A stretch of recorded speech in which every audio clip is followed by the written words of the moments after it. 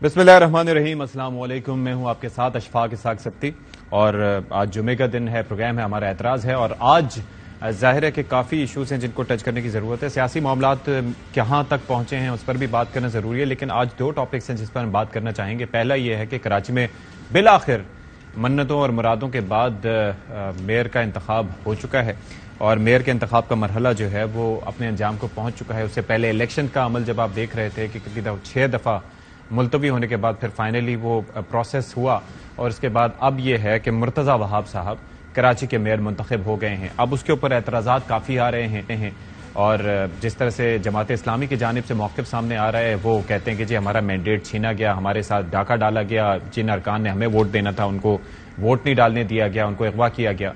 Peoples party का दूसरी जानिब अपना मौक़िफ़ है। उन्होंने कहा कि भाई हम नंबर्स हमारे पूरे थे, बल्कि ज्यादा थे, आपकी दूसरे नंबर की पार्टी थी, फिर जिन जमातों ने हमारे साथ इत्तेहाद किया उसके पेश नज़र हम ये इलेक्शन जीतने में कामयाब हुए। बहरहाल जो सवालात हैं और आगे किस तरह से मिलकर चला जा सकता है, आगे कराची के शहरियों के लिए क्या लिखा है, ये इस पर बात करेंगे। और प्रोग्राम के अगले मरहले में जाकर हम ये जो बेलगाम मईशत है, जो मुसलसल वो जब कोई फ्लाइट मुसलसल नोज डाइव की तरफ जा रही होती है तो उसका एंड रिजल्ट जो है वो डेविस्टेशन ही होता है, डिजास्टर ही होता है। तो क्या इस मईशत को रोका जा सकेगा किसी डिजास्टर तक पहुंचने से पहले, इस पर भी हम बात करेंगे। तो प्रोग्राम के पहले हिस्से में जो हमारे साथ मेहमान हैं, तारुफ आपसे करवाए देते हैं जी।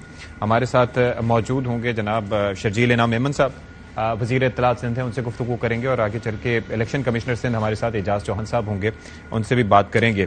तो शर्जील मेमन साहब, बहुत शुक्रिया जी, आपने हमारे लिए वक्त निकाला। ये फरमाइएगा कि you have been extremely lucky इस एतबार से कि भाई एक तो वो पहला तूफान जो बीपर जॉय या बाइपर जॉय था वो भी कराची को टच किए बगैर ही अल्हम्दुलिल्लाह निकल गया, और दूसरा ये तूफान, इससे भी आप एक तरह से अगर पीपल्स पार्टी के हवाले से बात करें तो सुरखरू रहे। क्या कमेंट्स हैं आप इस पे? शुक्रिया जी। मैं समझता हूँ कि डेफिनेटली पीपल्स पार्टी ने मेहनत की है, कराची शहर में मेहनत की है। कराची में डेफिनेटली पीपल्स पार्टी कितने अरसे से सिंध में हुकूमत थी, तो जितने मेगा प्रोजेक्ट्स पीपल्स पार्टी ने किए हैं उसकी वजह से ये मुमकिन हुआ कि कराची के लोगों ने मैंडेट दिया और लार्जेस्ट पार्टी पीपल्स पार्टी थी और कोलिशन पार्टनर्स ने भी पीपल्स पार्टी सपोर्ट की, जिसकी वजह से पीपल्स पार्टी कामयाब हुई अपने मेयर लाइक लाने में। अच्छा, आज दूसरी दफा ये मौका मिल रहा है मुझे आपको मुबारकबाद देने का। ये वैसे बताइएगा कि आप लोग एंटिसिपेट कर रहे थे जब से ये इलेक्शन हुआ था, और खासतौर पर इनिशियली आप लोग नेक टू नेक थे जमात इस्लामी और आपकी जमात, तो लग रहा था कि आप अपना मेयर ला पाएंगे? क्लियर था क्योंकि नंबर सबसे ज्यादा हमारे पीपल्स पार्टी के पास है। उसके बाद जमात इस्लामी डिपेंड करी थी पीटीआई के वोट्स पर, और पीटीआई के में अंदर भी बहुत ज्यादा इख्तलाफात थे। 9/9 में के बाद उनके प्रेसिडेंट, गवर्नर, ये वो काफी लोग उनके जो है सिंध के वो लोग पार्टी छोड़ के चले गए। तो जो उनके पीटीआई के अंदर एक ग्रुप से, और उन्होंने आधे ग्रुप ने कहा कि हम उनको सपोर्ट करेंगे, आधे ग्रुप ने कहा हम सपोर्ट नहीं करेंगे। ओके, और एंड में यही हुआ, मतलब ये जो प्रेशर के हवाले से बात की जा रही है कि जी उनके ऊपर प्रेशर डाला गया और उनको इस तरीके से आने नहीं दिया गया या उनको गायब कर दिया गया, डाका डाला गया, ये महज रूमर्स हैं। देखिए, अगर प्रेशर डालते तो फिर वोट हम खुद लेते ना, तो हमने अपने लिए वोट क्यों नहीं लिए? अगर प्रेशर डालना तो अपने लिए वोट लेते जी। मैंने अगर प्रेशर डालना तो हम अपने लिए वोट लेते ना, तो हमने तो कोई प्रेशर नहीं डाला उस पर। अगर प्रेशर डाले हम अपने लिए बोलते हमें वोट करें।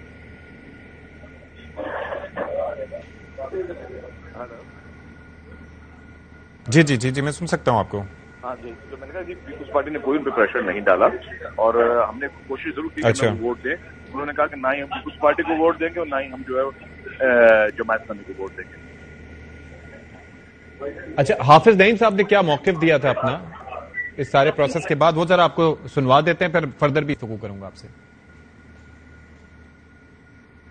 हम सड़कों पे भी एहतजाज का हक रखते हैं, पुरअमन अवामी एहतजाज, और हम अदालतों में भी जाएंगे। दुनिया में कहां ऐसा होता है? 192 हमारे और पीटीआई के और 173 पीपल्स पार्टी, नून लीग और जेयूआई के, 173 वाला जीत जाए और 31 इंसानों को गायब कर दिया जाए। हर सूरत में गैर कानूनी काम हुआ है, गैर आईनी काम हुआ है। ये कब्जा मैंडेट हम कबूल नहीं कर सकते। ऑल राइट जी, तो आप देख सकते हैं कि क्या मौकिफ दिया है इस मौके पर हाफिज नईम साहब ने, और इसके साथ साथ सईद गनी साहब का क्या मौकिफ था وہ بھی ذرا سنوا دیتے ہیں, پھر اس کے بعد شرجیل صاحب سے گفتگو کے سلسلے کو آگے بڑھائیں گے. جب تک آڈیو کا ایک تھوڑا سا ایشو ہے اس کو بھی سارٹ کر لیتے ہیں. جی دکھائیے. آپ میئر بن سکتے تھے, نہیں بنے, کوئی بھی وجہ تھی. تو بھائی آپ خود تعاون کا ہاتھ بڑھائیں کہ ہم کراچی کے لوگوں کی مل کر خدمت کرنا چاہتے ہیں. وہ نہیں کر رہے, ہم کر رہے ہیں. پہلے دن سے کہہ رہے ہیں, آج بھی کہہ رہے ہیں کہ جو جتنا ناراض ہوگا, جو جتنا احتجاج کرے گا, اس کے باوجود بھی ہم تمام سیاسی جماعتوں سے جن کا کراچی میں کچھ نہ کچھ اسٹیک ہے, حافظ نعیم الرحمان صاحب سے, پی آئی کے دوستوں سے اور باقی ایم کیو ایم کے دوستوں سے, ہم ان سب سے رابطہ کریں گے اور ان کو اس بات پر قائل کرنے کی کوشش کریں گے پاکستان پیپلز پارٹی کے ساتھ مل کر کراچی کے لوگوں کی خدمت کریں.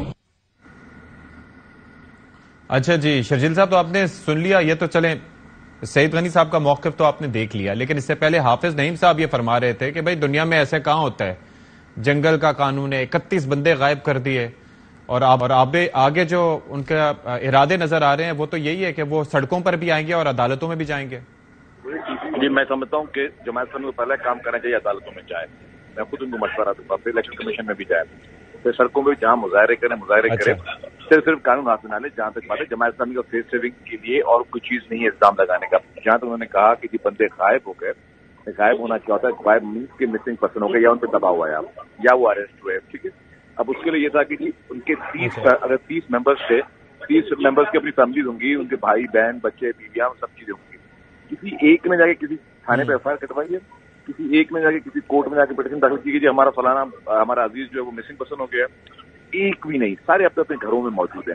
اگر ان کو کوئی ووٹ دینا نہیں چاہتا تو زبردستی گن پوائنٹ پہ پیپلز پارٹی یا سندھ گورنمنٹ ان کے لیے ووٹ نہیں دے سکتی, جس طرح پیپلز پارٹی یا سندھ گورنمنٹ نے گن پوائنٹ پہ کسی نے ووٹ اپنے لیے نہیں دیا. ہمیں تو پی ٹی آئی کا کوئی ایک ووٹ بھی نہیں پڑا. اگر یہی ہر پہ استعمال کرنا ہوتے تو ہم اپنے لیے ووٹ دیتے نا. یہ سارے کام تو جماعت اسلامی اور پارٹی میں طرح چیزیں کرتی رہی ہے. لیکن اگر ان کا نقطہ نظر دیکھا جائے تو وہ یہ فرماتے ہیں کہ بھائی ہمیں ووٹ نہیں دیا تو اس سے کام خراب ہوا, ان کو ووٹ پڑے نہ پڑے تو اس سے فرق کوئی نہیں پڑتا تھا. دیکھیں اب وہ تو اپنے کوئی نہ کوئی موقف رکھنا ہے. ان کے موقف میں اگر انہوں نے کلیئرٹی چاہیے وہ خود جائیں اور خود جا کے ان چیزوں کو معلومات کریں کہ کیا ہوا. اچھا شرجیل صاحب, ویسے ایک اور چیز ہے کہ آپ کیا سمجھتے ہیں کہ کراچی کے بہتر مفاد میں یہی تھا کہ جس جماعت کی مرکز یا بلکہ صوبائی حکومت ہو اسی کا میئر آئے, اور اگر کسی دوسری جماعت کا آتا تو پھر تھوڑا سا مشکل ہو سکتا تھا ورکنگ ریلیشن شپ؟ تو اٹ از ناٹ نیسیسری کہ جی جس کی صوبائی میں حکومت ہو وہی میئر ہے. لیکن دیکھیں آپ نے ایک ٹرینڈ چلایا, سندھ کے ہر ضلع میں پیپلز پارٹی نے سویپ کیا. اچھا حیدرآباد میں بھی جماعت اسلامی نے کانٹیسٹ کیا تھا نا, کیا وجہ تھی کہ جماعت اسلامی کو حیدرآباد میں ایک سیٹ ملی؟ اس کی وجہ یہ ہے کہ پورے سندھ میں پیپلز پارٹی نے کلین سویپ کیا ہے, اور جماعت اسلامی کے پاس سوائے اور جماعت اسلامی کو جو کراچی میں سیٹیں ملی وہ صرف ایم کیو ایم کے بائیکاٹ کی وجہ سے ملی. اگر ایم کیو ایم بائیکاٹ نہیں کرتی تو جماعت اسلامی کو یہ سیٹیں بھی نہیں ملتی. اچھا اس سے پہلے جو میئر رہے ہیں وسیم اختر صاحب, وہ شکایت کرتے رہے کہ جی اختیار نہیں ہے, اقتدار ہے, فنڈز نہیں ملتے, تعاون نہیں کرتے. تو اب میرے خیال میں مرتضی وہاب صاحب تو ان کے پاس تو یہ ایکسکیوز نہیں رہے گا, and he has to perform. یہ بات آپ نے کنوے کی ہے ان کو کیونکہ یہ بڑی ذمہ داری ہے ان پہ. اب میں عرض کروں اختیاروں کا مسئلہ پہلے بھی نہیں تھا, بلکہ مقصد صاحب کے دور میں بھی نہیں تھا. اختیار کے جو اختیار وہ مانگ رہے تھے نا, وہ قانون اور آئین میں سارے اختیار رکھے ہوئے ہیں کہ ہر ایک گورنمنٹ کا اپنا رول ہے. جو اختیار ان کو تھے آلریڈی, اس میں رہ کر بھی وہ کراچی کے لیے بہت کچھ کر سکتے ہیں. ٹھیک ہے. اچھا ایک چیز یہ فرمائیے گا, یہ جو آپ نے غنڈوں کا تذکرہ کیا تھا کہ جی غنڈے بلوائے تھے اور غنڈہ گردی کی, اور پہلے جو آئے تھے انہوں نے بھی توبہ کی تھی, یہ کس کانٹیکسٹ میں آپ نے بات کی تھی؟ دیکھیے جی ہوا کیا کہ جہاں پولنگ ہو رہی تھی, جہاں ووٹنگ ہو رہی تھی, وہاں پر انتظامیہ نے منع کیا تھا کوئی اپنے ورکرز نہ بلائے اور کوئی یہاں پہ کیمپس نہ لگائے.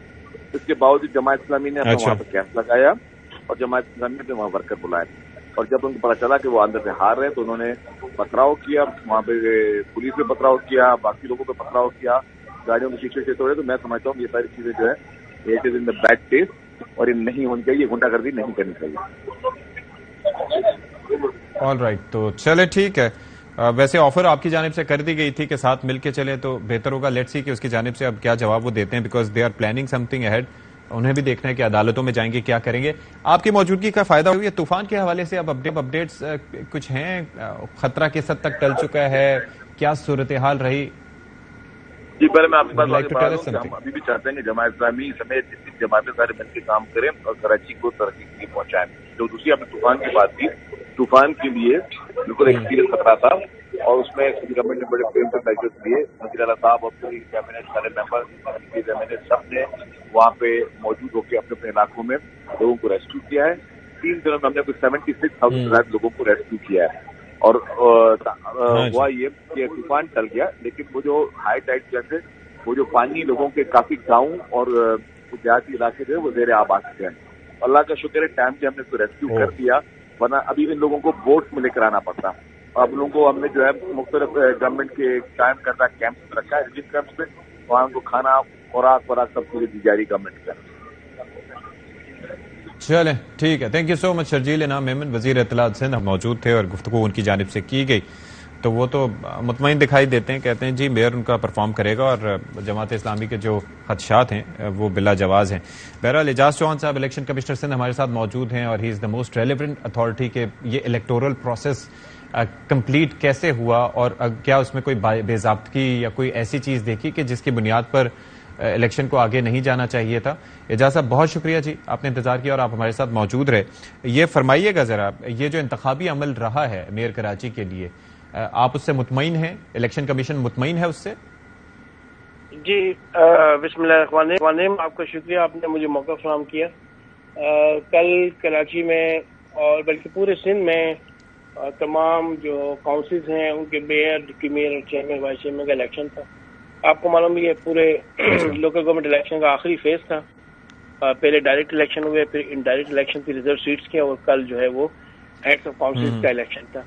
تو میں کراچی کی حد تک بات کروں تو ویسے پورے سندھ میں انتظامات بہت بہترین تھے.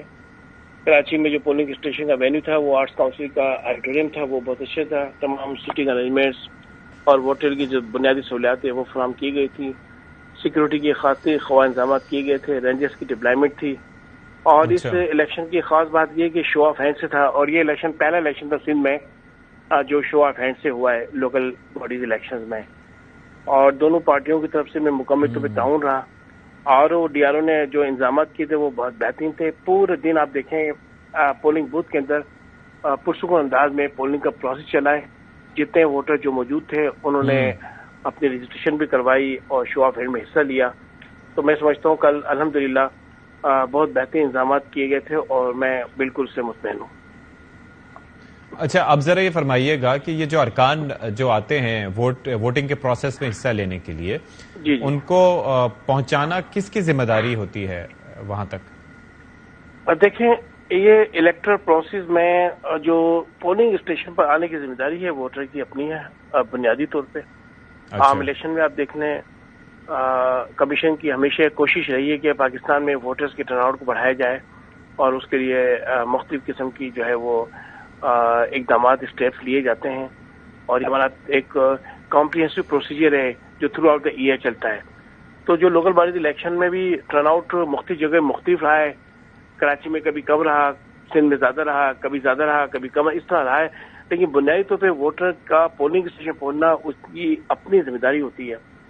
تو کل کے الیکشن کے حوالے سے میں بتا دوں کہ کل بھی ظاہری بات ہے ووٹرز کو آنا تھا اور اپنے پسند امیدوار کو ووٹ ڈالنا تھا. لیکن الیکشن کمیشن آف پاکستان کے پاس شکایت آئی تھی اور ان شکایت کی بنیاد پہ ایک چیز یہ ہے کہ جی پلیز ایک چیز یہ ہے کہ جب ایک جانب تو یہ ہو کہ ارکان اپنی مرضی سے نہیں آئے، ایک تاثر مل جائے تو چلے that is something else. لیکن ایک بڑی جماعت جب ایک موقف دے رہی ہے کہ مبینہ طور پر ان کے کارکنوں کو پہنچنے نہیں دیا جا رہا، ان کو روکا جا رہا ہے، تو ان کی جانب سے جماعت اسلامی کی جانب سے انتخابی عمل روکنے کی درخواست دی گئی، تو اس پر آپ لوگوں نے کیا کیا؟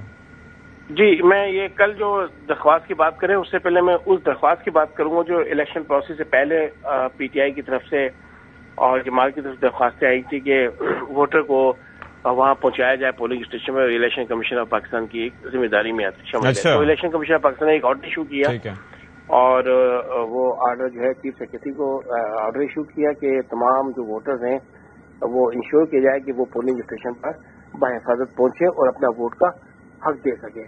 تو اس سلسلے میں نے بھی خطوط لکھے، آئی جی سنگھ کو بھی لکھے اور چیف سیکرٹری سنگھ کو بھی لکھا کہ تمام ووٹر وہاں موجود ہوں. تو جو کل جو ہاؤس تھا وہ آپ کو معلوم ہے 366 ارکان پہ مشتمل تھا. تو ہمارے پاس جو بھی پولنگ اسٹیشن پر لوگ پہنچے ان کو اندر آنے دیا, کسی ووٹر کو نہیں روکا گیا. اریسٹڈ کے جو ڈیٹین ملازم تھے, جو elected members government of Sindh کے پاس, ان کو بھی لایا گیا اور وہ بھی ریکارڈ پہ رہے. انہوں نے آگے ووٹنگ پروسیس میں حصہ بھی لیا, سوائے ایک فردوس نقوی صاحب نے حصہ نہیں لیا. انہوں نے اپنی ایم پی کی سیٹ کو برقرار رکھا. تو بنیادی طور پہ اصل دیکھیں ذمہ داری تو ڈیفینیٹلی ووٹرز کی ہے, اور سیکنڈ ذمہ داری گورنمنٹ آف سندھ پہ کو دی گئی. اور government of in political parties نے ہائی کورٹ میں بھی, معزز عدالت میں بھی پٹیشن فائل کی تھی کہ ہمارے ووٹرز کو انشور کرایا جائے. ایسی صورت میں کہ جب گورنمنٹ آف سندھ جو ہے وہ اس کے اپنے اسٹیک بھی ہیں اس میں, یعنی کہ اسی پارٹی جس کی حکومت ہے اس کا اپنا امیدوار بھی وہاں پر موجود ہیں, تو اس کے اندر الیکشن کمیشن کے اوپر آپ کو نہیں لگتا کہ کچھ زیادہ ذمہ داری ہو جاتی ہے کہ وہ زیادہ اپنی آنکھیں کھول کے رکھے اس معاملے پہ؟ الیکشن کمیشن آف پاکستان نے بالکل ہمیشہ اپنی ذمہ داری کو احسن طریقے سے نبھایا ہے. میں آپ کو بالکل ریکارڈ بھی بتا سکتا ہوں کہ دیکھیں نا, یہ ڈائریکشن پاکستان کی ہائی کورٹ معزز عدالت کے پاس جب یہ پٹیشن فائل ہوئی تو وہاں یہ کمیشن کے آرڈر دکھائے گئے, اور کمیشن کی ان آرڈرز کو دیکھ کر معزز عدالت نے فیصلہ دیا کہ government of Sindh in order کی کمپلائنس کریں. تو دو طرف سے سچویشن وہی تھی, ظاہر بات ہے. تو گورنمنٹ آف سندھ کی ذمہ داری میں چیف سیکرٹری سندھ کی ذمہ داری, آئی جی سندھ کی ذمہ داری, تمام ووٹر لائے جائیں. اب جو ان کے ڈیٹین تھے, اریسٹڈ تھے, ہماری اطلاعات کے مطابق وہ سب کے ساتھ پہنچ گئے. باقی جو 30-32 ووٹر نہیں آتے. اچھا, یہ 30 سے 31 افراد کی بات ہو رہی ہے کہ وہ نہیں پہنچے, تو اس بارے میں آپ تک کیا اطلاعات پہنچی کہ وہ کیوں نہیں آئے؟ نہیں, ان کی اطلاعات ہمارے پاس اس طرح نہیں ہے کہ کوئی شکایت ہمارے پاس موصول نہیں ہوئی. آپ نے بات کی شکایت کی, کل کمپلینٹ کوئی فائل ہوئی تھی. کل ہمارے پاس پورے پولنگ پروسیس دوران کسی پارٹی کی طرف سے, دونوں پارٹیاں جماعت اسلامی اور پیپلز پارٹی کی طرف سے, جماعت کی طرف سے کوئی شکایت نہیں آئی کہ ہمارے جو ووٹر وہاں باقی اتنے رہ گئے ان کو لائے گئے, اور ایسی پولنگ پروسیس دوران کوئی بھی ایسی شکایت نہیں آئی. ہمارے پاس جو کل جو 334 لوگ پہنچے ان میں 333 لوگوں نے ووٹنگ پروسیس میں حصہ لیا. تو دونوں پارٹیوں نے متفق طور پہ تمام لوگ موجود تھے وہاں پہ. تو اس طرح کی کوئی بات نہیں تھی کہ باقی لوگ نہیں آئے ان کو بلایا جائے. ہاں, پولنگ اسٹیشن کے اندر جب لوگ پہنچے وہاں پر, ایک بڑا پولنگ اسٹیشن تھا, تو اندر آنے سے ایک بھی ووٹر کو نہیں روکا گیا. اور یہ بتا دوں polling process show of hands کا ایک ٹائم 11 بجے فکس کیا ہوا تھا. تو 11 بجے جتنے بھی ووٹر آئے اس کے بعد بھی کچھ مزید ٹائم دیا گیا کہ مزید ووٹر وہاں موجود آ جائیں. تو اس کے بعد باقاعدہ دونوں پارٹی کے کنسنٹ سے اس پروسیس کو آگے بڑھایا گیا. چلیں ٹھیک ہے, تھینک یو سو مچ. اعجاز چوہان صاحب الیکشن کمشنر سندھ ہمارے ساتھ موجود تھے, مطمئن ہے وہ تو انتخابی پروسیس سے. لیٹس سی کہ آگے کیا ہوتا ہے. ول ٹیک اے بریک ہیئر. بریک کے بعد تھوڑا سا معیشت کے معاملے پہ بات کریں گے کہ آگے کیا ہونا ہے. پروگرام ایک بار پھر سے آپ سب کا خیر مقدم ہے, اور اب تذکرہ آپ نے کرنا ہے معیشت کا کہ معیشت ہماری کس سمت میں جا رہی ہے, آئی ایم ایف ہم سے کیا چاہتا ہے, کیوں آخر ہم سے ناخوش ہے, بجٹ سے کیوں ناخوش ہے. یہ تو ظاہر ہے کہ that is on the cards کہ کیا ریزنز ہو سکتے ہیں, کیونکہ اس کے اندر جو اعداد و شمار ہیں, جو ٹیکس نیٹ بڑھانے کی بات کی گئی تھی, جو ہمارے طرف سے سبسڈیز دی جا رہی ہیں, اس پر ظاہر ہے کہ ایم کیو ایم کے اپنے تحفظات, آئی ایم ایف کے اپنے تحفظات ہیں, معاف کیجیے گا. اور پھر یہ ہے کہ پاکستانی معیشت کس سمت میں جا رہی ہے. یہ جو بجٹ پیش کیا گیا ہے کہ اس کے اعداد و شمار حقیقت پر مبنی ہے. There are so many questions جو ہیں that need to be asked. تو اسی پر گفتگو کرنے کے لیے ہمارے ساتھ دو ایکسپرٹس موجود ہیں. شبر زیدی صاحب, سابق چیئرمین ایف پی آر, ہمارے ساتھ موجود ہیں. Thank you so much for being with us. London سے اس وقت براہ راست ہمارے ساتھ موجود ہیں. اور اس کے ساتھ ساتھ ڈاکٹر خاقان نجیب صاحب ہیں, ماہر معاشیات, وہ بھی ہمیں جوائن کر رہے ہیں. تو شبر زیدی صاحب, آخر کیا چاہتا ہے ہم سے آئی ایم ایف؟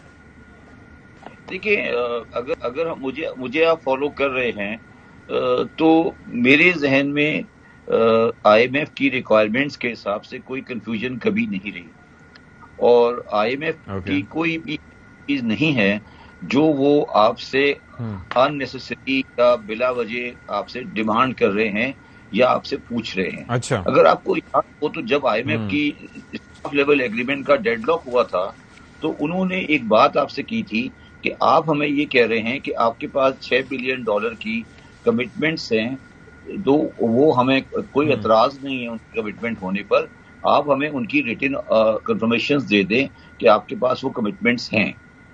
تو میرا خیال ہے کہ پاکستان گورنمنٹ ان کو ریٹن کمٹمنٹس اس کی نہیں دے سکی, جس کی وجہ سے انہوں نے اپنا پروگرام بحال نہیں کیا. تو یہ بڑی سمپل سی بات ہے, اس میں میرے ذہن میں تو کوئی کنفیوژن نہیں ہے. اس کو آپ لیکن وہ تو فرما رہے ہیں کہ ہم نے سارے جو ہے ان کے جو مطالبات تھے پورے کر دیے. وہ پہلے چاہتا ہے کہ پاکستان سری لنکا بنے, بالکل گھٹنوں کے بل آ جائیں, پھر اس کے بعد مذاکرات کرے گا. ہمارے خلاف جیو پالیٹکس ہو رہی ہے. تو اس میں آپ کہہ رہے ہیں کہ صداقت نہیں ہے یا یہ دعوت درست نہیں ہے ان کا؟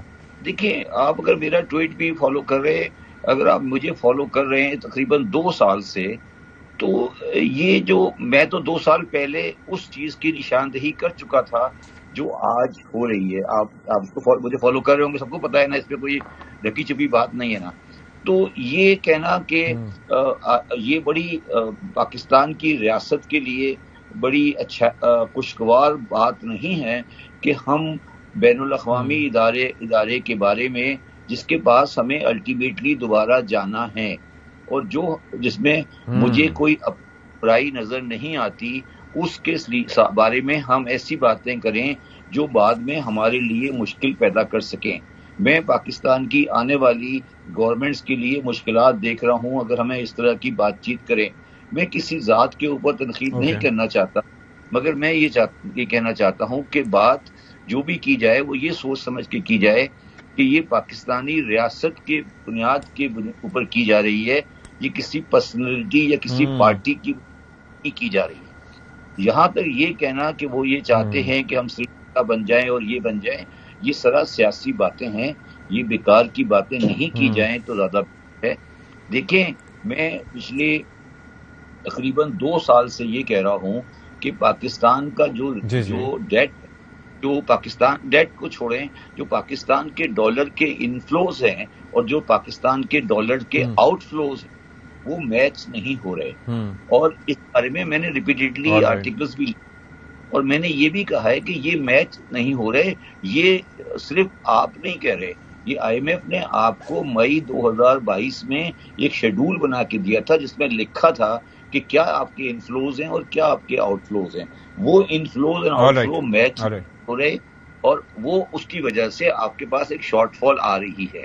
اچھا, اس کا علاج بھی IMF کے پاس ہے, مگر اگر آپ یہ کہتے رہیں گے کہ نہیں جی ہمارے پاس پلان B ہے اور پلان A ہے اور پلان C ہے, اور آپ ان کو پراپرلی انگیج نہیں کریں گے, تو پھر مسائل پیدا ہوں گے.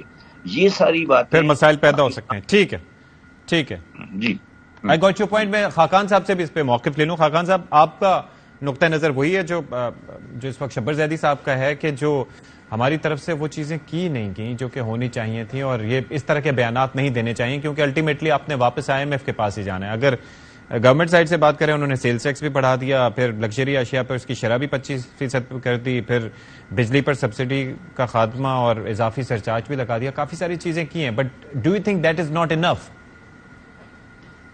So, اشفاق بھائی, let's try and understand کہ آپ نے IMF کے پاس کیوں جانا ہے. What شبر بھائی was trying to explain to you is کہ آپ کا ایک ایکسٹرنل سیکٹر کا ڈیفیسٹ ہے. اس ڈیفیسٹ کی وجہ سے آپ کو IMF کے پاس جانا ہے, پر اسی اسنا میں IMF آپ کو یہ کہتا ہے کہ اب میں آپ کو پیسے تو کچھ دے دیتا ہوں, جو دیتا بھی رہا ہے. اگست میں آپ کو $1.2 بلین آئے, باقی فنڈنگ بھی آپ کو شروع ہوئی. اب اس ڈیفیسٹ کو کم کرنے کے لیے جو فزیکل ایڈجسٹمنٹ, یعنی کہ جو مالیاتی خسارہ ہے, اس کو دیکھیے اور کچھ ریفارمز کیجیے. آج بھی وہ آپ کو یہی کہہ رہا ہے. اب ریفارمز میں ایک کلیدی ریفارم جس کی وجہ سے ڈیلے آیا وہ یہ تھا کہ ہم نے یہ سوچا کہ شاید روپے کی جو قدر ہے اس کو ہم ایک خاص لیول پر رکھ سکتے ہیں. یہ جو نومبر ٹو فیبروری کا ڈیلے ہے نا, آئی تھنک اس کی کلیدی وجہ تو یہ تھی. پھر وجوہات یہ بھی تھی کہ ہم نے جب 170 کے ٹیکسز لگائے, گیس کی قیمت میں تبدیلی کی, یعنی کہ اپنے خساروں کو کم کرنے کی کوشش کی, تو وہ ڈیلے کیا. پر فروری میں وہ ٹیم آ گئی, پر اس کے باوجود بھی ہم ان کو ٹیکنیکل. لیکن ایک چیز مجھے یہ بتائیے گا خاقان صاحب, سوری ٹو انٹرپٹ یو, آپ نے کہا کہ فسکل ایڈجسٹمنٹ یا فسکل اگر ڈسپلن کی بات کریں, ایک جانب آپ ڈسپلن کی بات کرتے ہیں, دوسری جانب کہا یہ جاتا ہے کہ جی آپ انٹرسٹ ریٹ بڑھا دیں, تو آپ یہ بھی تو اندازہ کیجئے کہ اس سے بھی تو معاملات خراب ہی ہوتے ہیں. دیکھیں, یہ مانیٹری ٹائٹنگ, بجٹس کو بیلنس کرنا, اپنے ایکسچینج ریٹ کو فلیکسیبلٹی رکھنا اور سبسڈیز کو ٹارگٹ کرنا, یہ 4 چیزیں سمجھ لیں کہ دیز آر دی کی تھنگس جس فریم ورک میں IMF آپریٹ کر رہا ہے. میں مان سکتا ہوں کہ ہماری سپلائی سائڈ انفلیشن ہے, ابھی بھی کور انفلیشن جو ہے 20-21% ہے ایوریج، اگر میں اربن اور رورل کو کروں تو وہ کہہ رہے ہیں کہ آپ اپنے بڑے ہوئے اس ریٹ کو رکھیں. اگر یہ معاہدہ ہو جاتا، ڈالر آ جاتے تو سپلائی سائیڈ بھی بہتر ہو جاتی، روپے کی قدر بھی مختلف ہوتی اور انفلیشن بھی شاید مختلف ہوتی، اور پھر ڈیٹ پروفائلنگ پہ بھی کام جو ہے ساتھ ساتھ چل پڑتا. یہ بہت محنت طلب ہارڈ ورک کا کام ہے جو سارا کرنا ہے. اچھا، یہ بڑا انٹرسٹنگ آپ نے پوائنٹ اٹھایا. اسی پر شبر زیدی صاحب، شبر صاحب یہ فرمائیے گا کہ یہ جو ڈیٹ، ظاہر ہے کہ ہمارے جو ایکسٹرنل ڈیٹ ہے وہ یا بائی لیٹرل ہے یا ملٹی لیٹرل ہے یا پھر پیرس کلب کا آ جاتا ہے، وہ تو خیر نسبتاً آسان اس کا طریقہ کار ہے. یہ ہمیں سوٹ کیا کرتا ہے؟ ہمیں کیا سوٹ کرتا ہے، انہیں کیا سوٹ کرتا ہے کہ ہم ری پروفائلنگ کی طرف جائیں یا ری اسٹرکچرنگ کی طرف جائیں؟ دیکھیے، ہماری اکاؤنٹنگ سینس میں ان دونوں کا مطلب تھوڑا الگ ہوتا ہے. ری پروفائلنگ کا مطلب ہوتا ہے کہ صرف آپ ڈیفرمنٹ کرتے ہیں کہ پیمنٹ اگر آج 2023 میں ڈیو ہے تو اس کو آپ 2024 کر دیتے ہیں، 2025 کر دیتے ہیں. دوسرا یہ ہوتا ہے ری اسٹرکچرنگ میں کہ ہو سکتا ہے کہ بعد میں آپ کو کچھ ویور مل جاتا ہے ڈیٹ کا. تو میں نہیں سمجھتا کہ پاکستان کا ڈیٹ ری اسٹرکچر ہو سکتا ہے. پاکستان کا ڈیٹ اونلی ری پروفائل ہو سکتا ہے کہ اس کی ڈیفرمنٹ ہو سکتی ہے اس کی ڈیو ڈیٹس کی، اور وہ ہمیں ملنی چاہیے، وہ ملے گی. اور جو اگلی آنے والی گورنمنٹ ہے اس کا ٹاسک ہی یہ ہوگا کہ وہ ری فائلنگ کر سکے. اگر کوئی آدمی یہ سمجھتا ہے کہ پاکستان کی ری فائلنگ کے بغیر وہ پاکستان کے ملک کو چلا لے گا تو وہ پاکستان کو نہیں جانتا. دیکھیں، بات یہ ہے کہ مجھے یہ ہم جو بات کر رہے ہیں یہ تو ایک جو ہسٹری ہے وہ ہو گیا، اس کے بارے میں بات کر رہے ہیں. ہمیں یہ سوچنا چاہیے کہ یہ کیوں ہوا. مطلب کیا ہمارے جو اکنامک مینیجرز تھے، کیا ان کو یہ بات سمجھ نہیں آ رہی تھی؟ اگر نہیں آ رہی تھی تو ان کے بارے میں ہمیں ڈیسائیڈ کرنا چاہیے کہ کیا وہ اس قابل بھی ہیں کہ ہم ان کو معیشت کی لگامیں ان کے ہاتھ میں دے کے رکھیں. شبر صاحب، exactly that is the question that I wanted to ask کہ بیسکلی ہر معاملہ سیاستدانوں پر ڈال دیا جاتا ہے، لیکن آپ کو لگتا ہے کہ جو the people who are actually managing the economy، کیونکہ یہ ساری چیزیں they are in the books, they are there, you are talking about it, Khaqan صاحب is talking about it, but no one is, the people who are actually doing it right now, they are not doing it. ایسا کیوں ہے؟ میری بات سنیں، میں نے ایک تقریر کی تھی 16 دسمبر 2021 کو، اور وہ حمدرد یونیورسٹی میں کی تھی. اس وقت عمران خان کی گورنمنٹ تھی. تو میں نے اس وقت یہ کہا تھا کہ پاکستان کا لوکل اینڈ فارن ڈیٹ پے نہیں ہو سکتا اور پاکستان دیوالیہ کی طرف آگے بڑھ رہا ہے. یہ بات کر رہا ہوں میں دسمبر 2021 کی، ٹھیک ہے؟ تو اس وقت لوگوں نے، آپ بھی سارے میڈیا پریشان ہو گیا کہ شبر صاحب کیا کہہ رہے ہیں. آج سارے آپ لوگ وہاں کھڑے ہیں. تو میرا یہ سوال ہے کہ جو لوگ پاکستان کی معیشت کے بارے میں بات کرتے ہیں یا معیشت کو چلا رہے ہیں، یا تو وہ نالائق ہیں، یا وہ منافق ہیں، یا وہ سلو ہیں، ان کو سمجھ نہیں آتی، یا وہ سیاسی کام کرتے. دوسری بات، میں نے 19 مئی 2022 کو ایک آرٹیکل لکھا بزنس ریکارڈر میں، جس میں نے آئی ایم ایف کی پروجیکشن اور کیش فلو تھی پاکستان کی، جو انفلو اور آؤٹ فلو، اس کے بیسس سے میں نے یہ کہا کہ آئی ایم ایف نے جو ہمیں 22 میں جو ہمارے ساتھ جو ہمیں پیسے دیے تھے، اس میں انہوں نے ہمارا ایک کیش فلو بنایا تھا. اس میں انہوں نے یہ ایسٹیمیٹ کیا تھا کہ پاکستان میں اگلے سالوں میں تقریباً ہر سال 10 بلین کا فارن ڈائریکٹ انویسٹمنٹ آئے گا. اور میں نے یہ کہا تھا کہ ڈائریکٹ انویسٹمنٹ نہیں آئے گا تو اس کی وجہ سے ہمارا شارٹ فال آئے گا. اچھا، اب انہوں نے کیا کیا، یہ آ کے انہوں نے امپورٹ پر ایک انلیگل سا بینڈ لگا دیا کہ یہ والی ایلسی کھلے گی، یہ والی ایلسی نہیں کھلے گی. تو پوری پاکستان کی معیشت تباہ ہو گئی. اب مجھے یہ نہیں پتا کہ میری ایلسی کھلے گی یا نہیں کھلے گی. کسی کی کھل جاتی ہے، کسی کے تعلقات ہیں اس کی کھل جاتی ہے. امپورٹ کا جو انہوں نے کرو لگایا وہ آفیشیلی نہیں ہے، ایکچولی کوئی امپورٹ کا کرو نہیں ہے.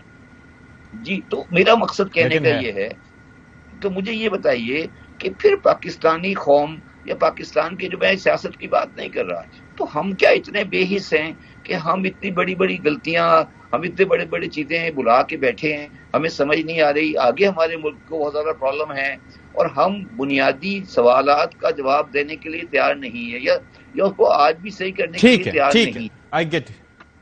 I get it. Doctor Khaqan صاحب، اب ایک تو یہ فرمائیے گا کہ یہ جو مزید مطالبات ٹیکس ریٹ بڑھانے سے متعلق، ایک تو یہ ہے کہ آپ کا गट फीलिंग क्या है कि ये हो पाएगा IMF के साथ हमारी डील या नहीं, और अगर नहीं होती तो उस सूरत में हमारे पास फाइनेंसिंग के लिए ऑप्शंस क्या कोई मौजूद हैं? अशफाक भाई, पहले तो ये बात है कि हमें ये याद रखना है कि इसी हुकूमत ने जब पिछली दफा बजट दिया था, वजीर खजाना जरूर मुख्तलिफ थे, बट उस बजट को रीडू करना पड़ा था बिफोर IMF का जो 7वां और 8वां रिव्यू है वो 29 अगस्त को 2022 को बोर्ड ने अप्रूवल किया। सो ये कोई नई बात नहीं हो रही है। This government had to do exactly the same thing जो आज मांगा जा रहा है। अब आज क्या मांगा जा रहा है, जरा इस पे भी मतलब बात कर लेते हैं खुल के। देखिए ना, ये मांगा जा रहा है कि जो 2200 की शायद टैक्स एग्जेम्पशंस का फिगर है जो इकोनॉमिक सर्वे में है, तो वो ये कह रहे हैं कि आप इसको जरा सोच लीजिए। इस पर आप सोच सकते हैं थोड़ा सा, कोई इतना मुश्किल काम नहीं है। फिर एमनेस्टी को जो आपने $17,000 अलाउ किए हुए थे उसको आपने 1 लाख किया।